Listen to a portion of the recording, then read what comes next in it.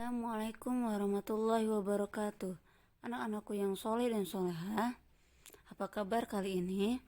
Mudah-mudahan Allah selalu memberikan kesehatan dan perlindungan. Amin ya rabbal alamin. Sebelumnya, mari kita berdoa terlebih dahulu sebelum belajar. Berdoa dimulai.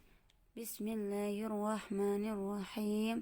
Rabbi zidni ilman warzuqni fahman. Amin ya rabbal alamin. Anakku yang soleh dan soleha, kali ini kita akan membahas tentang melestarikan tumbuhan dan hewan. Masih di buku paket tema 3, subtema 1, pembelajaran 4-5. Silakan perhatikan. Pertama, kita akan membahas tentang cara melestarikan tumbuhan. Pertama, kita harus memberi pupuk pada tanah agar subur. Kedua, membuat sengkedan atau terasering agar tanah tidak mudah terkikis. Ketiga, menjaga hutan dari kebakaran dan penebangan liar. 4. Melakukan reboisasi. Reboisasi adalah penanaman kembali hutan yang gundul. Kelima, melakukan tebang pilih pada pohon yang telah tua dan rapuh. Jadi jangan ditebang sembarangan, pilih saja pohon yang telah tua dan rapuh. Keenam, tidak mencemari sungai dan laut, karena air sungai dan laut itu akan dipakai untuk mengairi padi dan tumbuhan lainnya. Seperti melarang membuang sampah di sungai dan di laut, tidak membuang limbah pabrik seenaknya. Selanjutnya, melarang penggunaan bahan peledak untuk menangkap ikan, tapi gunakan saja yang tradisional ya, mau pakai jala atau pancingan agar ekosistem atau penghuni di dalam laut berupa batu karang ya, ubur-ubur, ikan, semuanya itu tetap bisa hidup lama. Selanjutnya, tadi kita telah membahas tentang sengkedan atau terasering. Apa itu sengkedan atau terasering? Kalian tahu kan? Kalian pernah melihat padi yang terhampar di tanah yang datar atau di dataran tinggi. Itu biasanya ada di daerah dataran yang rendah, ya. Tapi kalau di dataran yang tinggi ya, seperti pegunungan yang tanahnya itu tidak bisa lurus datar ya, maka dibuatlah sistem pertanian berundak-undak atau yang biasa kita kenal dengan nama sengkedan atau terasering. Ini ya, jadi sengkedan itu digunakan untuk bercocok tanam, terutama padi. Sekarang apa manfaat sengkedan? Yang pertama, menambah lahan pertanian. Jadi semakin luas ya lahan pertaniannya, meskipun di dataran tinggi cekung gitu ya, tidak datar. Yang kedua, mencegah tanah longsor karena banyaknya tanaman yang ditanam di tanah tersebut, sehingga tanah itu akan kuat, pondasinya kuat karena banyak akar-akar. Jadi akar inilah yang menahan agar tanah tidak longsor, tidak cepat longsor. Ketiga, menambah resapan air. Tentu saja karena tanah sengkedan ini ditanami sehingga air pun tidak cepat turun ke bawah gitu ya. Jadi semakin banyak diresap ke dalam tanah tersebut. Keempat, mengurangi tingkat kecuraman lereng. Ya, asalnya lereng itu atau pegunungan itu sangat curam gitu ya, sampai orang yang ada di atasnya itu cepat jatuh ya, tersungkur. Tapi karena dibuat sengkedan, jadi kita itu bisa, orang yang berjalan pun tidak akan terjatuh karena sudah ada sengkedan, dibatas-batasi. Selanjutnya, mengurangi kecepatan air tadi itu ya, jadi akhirnya air bisa meresap ke dalam tanah sengkedan tersebut meskipun di dataran tinggi, di pegunungan. Selanjutnya, kalau ada pertanyaan, apakah keadaan alam, iklim dan bentuk muka bumi dapat mempengaruhi pertumbuhan tanaman? Jawabannya iya. Keadaan alam iklim dan bentuk muka bumi mempengaruhi pertumbuhan tanaman. Hal ini karena tanaman memerlukan kondisi suhu, curah hujan, ketinggian, dan jenis tanah tertentu agar bisa hidup.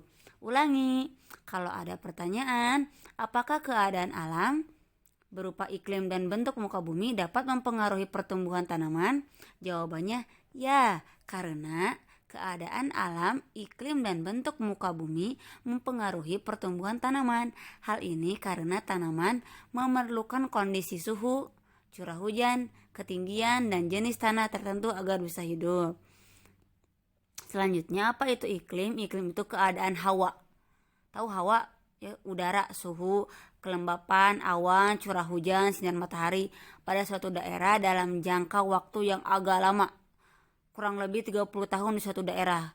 Kata iklim ini bisa mempengaruhi kesuburan tanah suatu daerah dalam menanam tumbuhan. Selanjutnya, ini penjelasan tentang apa?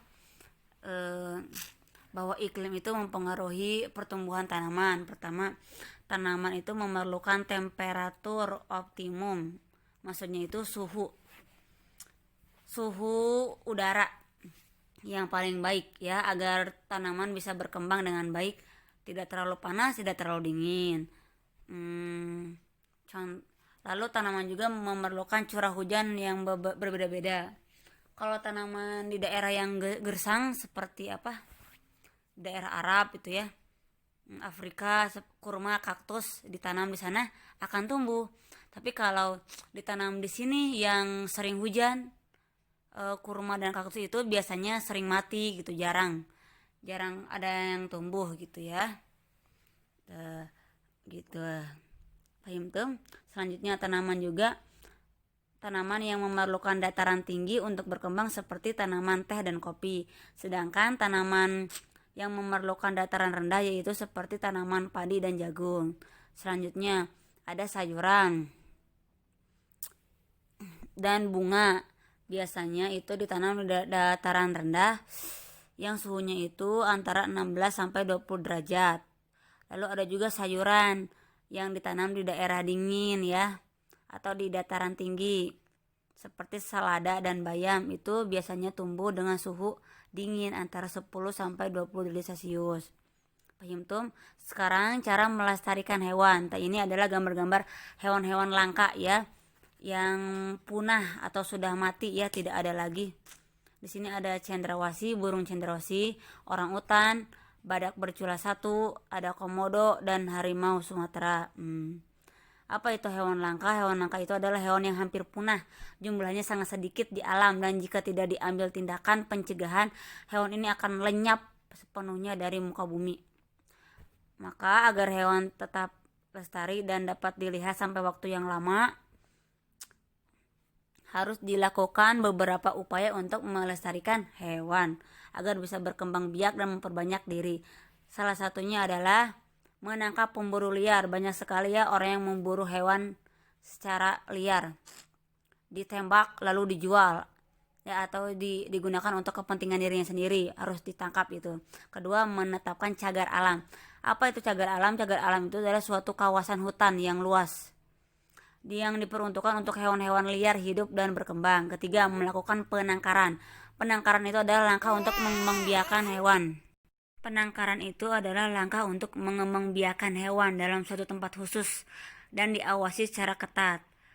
Ya, di sini itu hewan berusaha memperbanyak diri. Ketika setelah banyak, contohnya ada penangkaran badak. Setelah hewan badaknya banyak ya, banyak melahirkan, maka badak tersebut yang sudah banyak akan dikembalikan lagi ke hutan. Keempat, mendidik masyarakat ya, agar bagaimana cara melestarikan hewan. Yang kelima, menjauhkan pemukiman dari habitat asli hewan.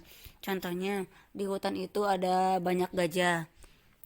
Tempat hutan sama tempat persawahan itu jangan terlalu dekat tempatnya, harus berjauhan karena bisa jadi gajah itu merusak persawahan dan para petani marah, harus dijauhkan tempatnya.